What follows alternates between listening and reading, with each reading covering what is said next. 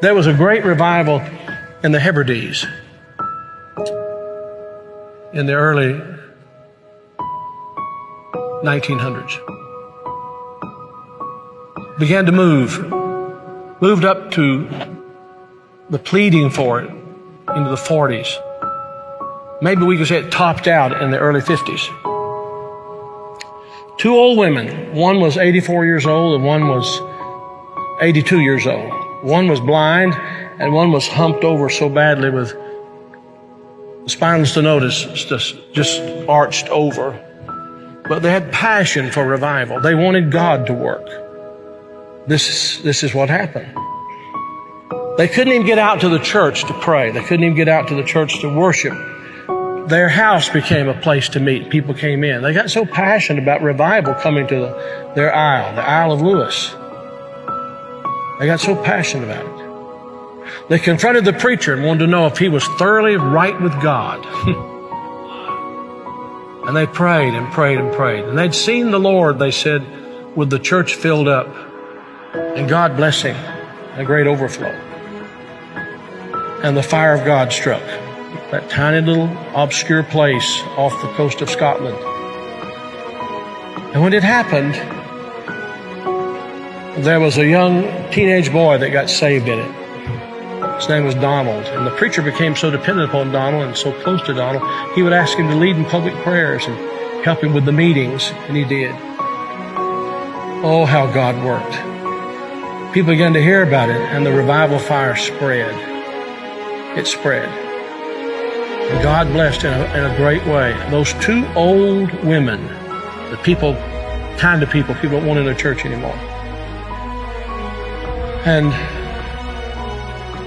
from that same island, there was a young girl who was a cousin to Donald Smith, who immigrated to America.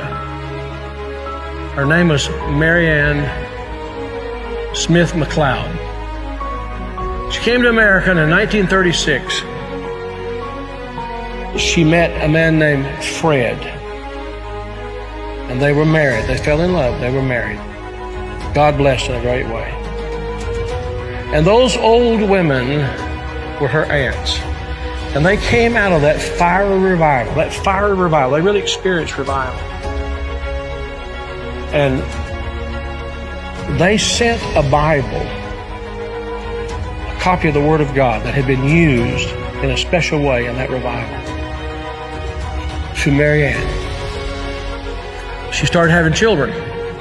I think it was 1937, she had her first child. They named him after his father, Fred. Then she had her second child, named after herself, Marianne. Then she had her third child, Elizabeth. Then she had her fourth child. And she was so impacted by this teenage boy God had used in that revival of the Hebrides. She named him Donald. And she gave him that Bible, the Hebrides Revival Bible. He was born in 1946.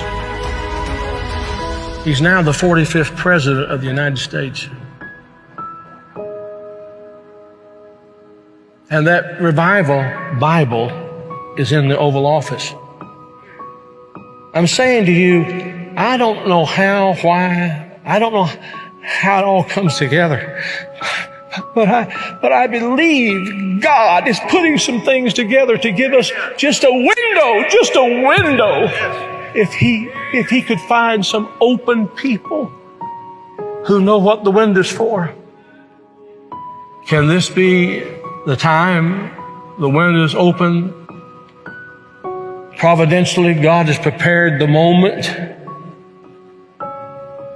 and we will become the people of prayer, pleading with God. This is a plea. Will thou not revive us again? Will you be a part of that? Will you?